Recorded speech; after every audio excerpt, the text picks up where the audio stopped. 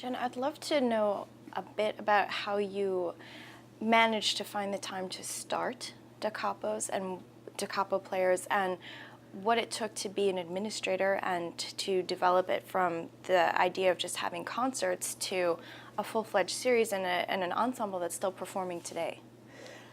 That's a good question, and I have to go back in my memory. This is a long time ago. I know, I'm sorry. I had to learn how to fundraise. I had to have a hall. I had to find the right players that would fit into the group as a contemporary group. Some of those things I had talent for, like the fundraising, I had no talent for whatsoever. But I did it, and I think this is true of all these people who have created groups, like Steve Reich, Phil Glass, Common Sense Collective, which is a California-based group. I think they learned how to do these things because it was a question of survival.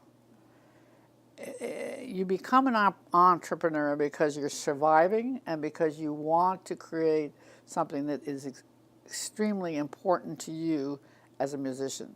So my recommendation to young composers is forget what you can't do, create your own group. Either as a composer or as a performer, you will figure it out. And you'll figure it out differently. Bang on a Can figured it out one way. Kronos Quartet figured it out another way. Ethel another way. They wanted to create a musical scenario that would work for their passions in music. And that's exactly what they did. And so now all those groups are very successful.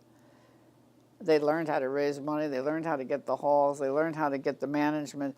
They had certain talents for some of those things, but not for all of them. But it was a question of survival. And that's the key component to creating these things. So having created Da Capo Players and playing with them, do you feel that those two things together changed the way in which you made music and created absolutely, because I made it on my own terms.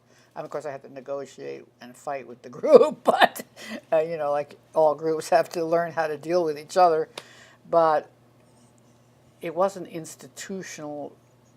See, what I didn't like the idea was sending my scores to an institution and having it rejected. Right. And I just sort of stopped that early on because it seemed so impersonal. And I didn't like the idea of rejection. You know, I just didn't like that, right? So yeah. I created my own situation, and that's exactly what these other people have done too. You know, Steve and Phil and a whole bunch of people.